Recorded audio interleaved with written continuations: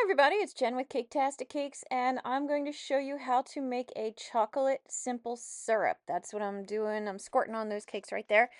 It is very, very easy, and this is just how I do it. It works, so I'm sharing it. If you don't like it or have don't want to do it this way, totally fine. It's just what I do. But I'm going to show you. So here we go. All right, now, just like any simple syrup, you're going to start with equal parts of water to sugar in your pan.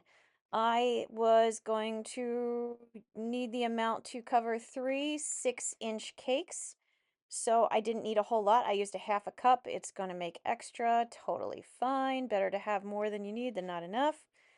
And you just turn your heat on, stir it around until your sugar dissolves. I don't bring it necessarily to a boil or any point like that. I just keep heating and stirring until it dissolves and then I just turn it off.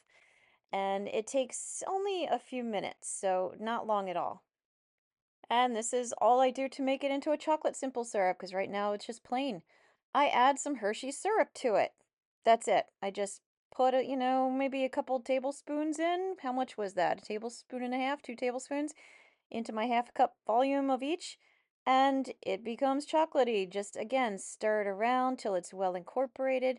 You can see there's no grains of sugar left. The chocolate itself is nicely mixed in. It gives me a little over. I think I got about 3/4 of a volume out of it when it's all said and done. Let it cool down a little bit and then moisten up those dry cakes. It's really simple. It tastes good. Can't go wrong, right? So, thanks for watching. I hope this video helped you out. I've got a lot of other videos out there, all kinds of cake tips, decorating tips, as well as just baking different things, cooking different things. So be sure to take a look around. And as always, thanks for watching Caketastic Cakes.